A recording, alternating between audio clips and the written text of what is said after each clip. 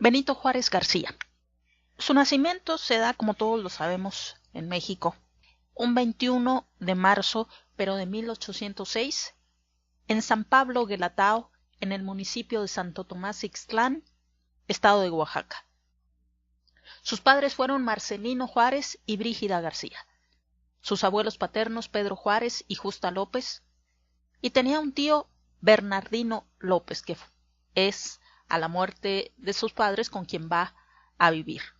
Sus padres mueren cuando Benito tenía solo 3 años, por lo que con sus hermanas Josefa y Rosa se fue a vivir con los abuelos paternos, Pedro Juárez y Justa López, quienes al ser de edad avanzada, no pasó mucho tiempo para que fallecieran. Así sus hermanas se tuvieron que ir a la ciudad de Oaxaca a trabajar como sirvientas, mientras Benito Juárez se quedó en la casa de su tío Bernardino López, quien lo empleó como pastor, fue quien le enseñó a hablar el español y le hacía asistir a la escuela parroquial del lugar. Se cuenta que cuando unos arrieros le robaron una oveja, no quiso esperar la reprimenda y escapó a la ciudad de Oaxaca. Tomó el camino hacia Oaxaca, era un niño, y logró dar con su hermana Josefa, que trabajaba en la casa del italiano Antonio Massa. Corría el año de 1818. Es decir, con 12 años, Benito Juárez decidió tomar el rumbo de la capital de su estado natal, encontrar a su hermana, y estuvo en casa de Antonio Massa 15 días, y pasó a la del padre Antonio Salanueva, quien lo empleó como doméstico, y además le enseñó a encuadernar libros, gramática y aritmética, tratando de dedicarlo a la carrera eclesiástica. Ahí empieza el conocimiento eclesiástico de Benito Juárez. Después va a ser un profundo pensador de ideas liberales, un profundo reformista y partidario de la separación Iglesia-Estado, pero conocía el estado eclesiástico. Ya con alguna preparación se le inscribió en el Seminario Conciliar de Oaxaca, en donde cursó latín, filosofía y teología, pero carente de vocación para el sacerdocio, en 1829 pasó al Instituto de Ciencias y Artes del Estado, recién establecido, para seguir la carrera de Derecho, que eso sí fue de su interés. Fue profesor siendo pasante y el 13 de enero de 1834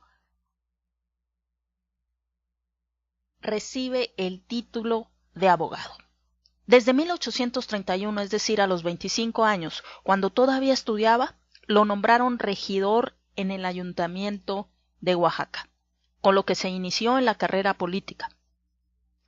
Ya en 1834, a los 28 años, fue electo diputado a la legislatura local, pero con motivo del asesinato del general don Vicente Guerrero tras la traición del marino genovés Francisco Picaluga, hizo algunas declaraciones enérgicas contra el gobierno de Bustamante, por lo que se le puso en prisión al acusársele de formar parte de una conspiración contra el régimen, siendo desterrado a Tehuacán, de donde regresó a fines de 1834, al ser nombrado magistrado del Supremo Tribunal de Justicia, cargo que desempeñó hasta 1841, a los 35 años, en que fue nombrado juez civil y de Hacienda. Pues el 31 de julio de 1843, siguiéndonos a la vida privada de este personaje de la historia de México, el 31 de julio de 1843 contrae matrimonio a los 37 años con Margarita Massa, quien era hija adoptiva de la familia que lo acogió al escapar de San Pablo Guelatao. Era hija adoptiva de don Antonio Massa, y pues con ella va a tener varios hijos, 3 hombres, 3 varones, cuyos nombres eran Benito Luis Narciso, 3 nombres para una sola persona, José María, quien murió a los 8 años, y Antonio, quien falleció cuando tenía 1 año. Entonces de los varones le sobrevivió nada más uno, Benito. Las hijas fueron 9, Entonces en total tuvieron 12 hijos. Las hijas tuvieron los siguientes nombres, repitiendo en varias ocasiones el nombre de María. Sus hijas fueron Manuela, Margarita, María Felicitas Teodora, María Guadalupe, quien murió a los 2 años, Soledad, Amada, María de Jesús, Josefa y Jerónima Francisca, quien también falleció. Aquí está con Margarita, su esposa. Aquí en esta foto vemos a María de Jesús, a Benito, a Josefa y a Margarita Juárez Maza. 4 de los 12 hijos. Y aquí en esta foto está Margarita Maza de Juárez con sus hijas Manuela, Felicitas y María de Jesús. Entonces también tuvo una vida prolífica, productiva en cuanto a su matrimonio. Además cabe mencionar que no fueron los únicos hijos que tuvo Benito Juárez, también procreó, tuvo una compañera previamente a su matrimonio, Juana Rosa Chagoya, con quien procreó 2 hijos, Tereso y Susana. Sigamos pues con la historia. En 1846, a los 40 años, es nombrado secretario de gobierno cuando el general Antonio León era gobernador, pero renunció por negarse a imponer multas por razones religiosas. Fiscal del Supremo Tribunal de Justicia hasta que en 1846 formó parte de un triunvirato que gobernó al Estado. También fue diputado federal en 1847, en plena guerra contra los Estados Unidos. Dejó el Congreso por haber sido nombrado gobernador interino de Oaxaca, del 2 de octubre de 1847 al 12 de agosto de 1849. Es en este periodo en que ordena que no se le permita a Santa Anna, quien iba huyendo, entrar en la capital del estado de Oaxaca.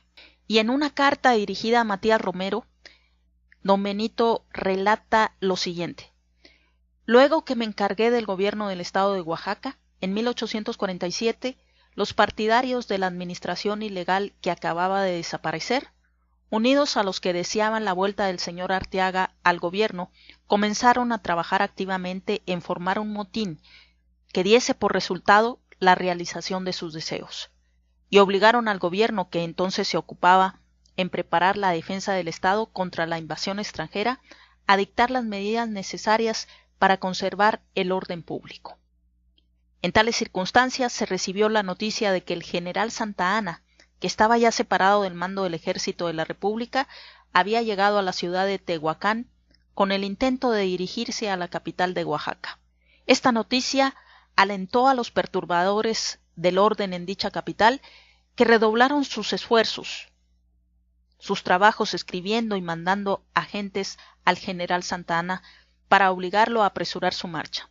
El ayuntamiento dirigió una exposición y la legislatura una excitativa para que de ninguna manera se permitiese la venida de aquel general, porque su presencia en la ciudad en aquellas circunstancias era nociva al orden público. Entonces ordené al gobernador del departamento de Teotitlán del Camino que en el caso de que el general Santa Anna se internase en el territorio del estado, le hiciese saber que podía pasar y permanecer en cualquier población del mismo, menos en la capital y sus inmediaciones.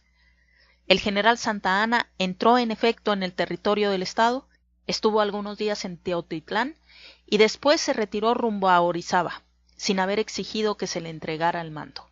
No pudiendo salir hacia Guatemala a través de Oaxaca, que era su pensado, por habérselo impedido el gobernador Benito Juárez, Santa Anna marchó a los Estados Unidos, de ahí pasó a Jamaica y luego se estableció en Turbaco, Colombia.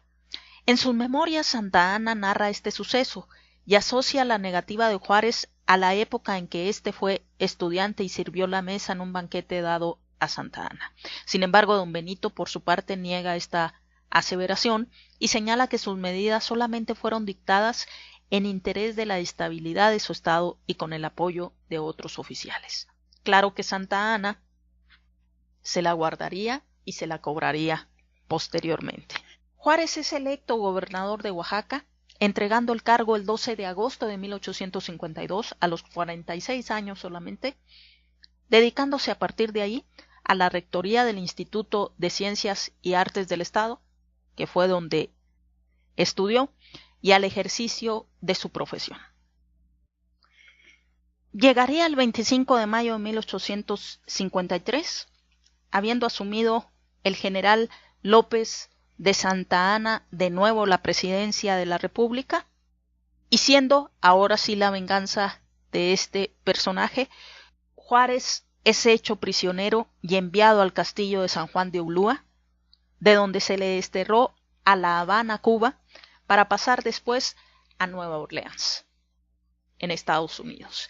Y es ahí precisamente en Estados Unidos donde va a entrar en contacto con otros liberales notables como Melchor Ocampo, José María Mata y Ponciano Arriaga, quienes trabajaban en diferentes oficios manuales. Juárez laboró en una imprenta y torciendo tabaco para hacer los puros. Al triunfo del Plan de Ayutla, fue llamado por Ignacio Comonfort y desempeñó el cargo de secretario del general don Juan Álvarez, encargado del gobierno, quien al formar su gabinete lo va a hacer ministro de Justicia e Instrucción Pública, lo que actualmente sería la Secretaría de Educación Pública, y el 23 de noviembre de 1855 va a expedir la Ley sobre Administración de Justicia y Orgánica de los Tribunales de la Nación, la también conocida como Ley Juárez, que va a suprimir los fueros eclesiásticos y militares, y se va a desatar a partir de aquí una guerra intestina que también después va a traer como efecto, se va a dar la invasión de los franceses, y bueno, todo esto lo seguiremos comentando en próximos videos. Hasta aquí la primera historia de este personaje tan importante de México, reconocido a nivel incluso mundial, don Benito Juárez García.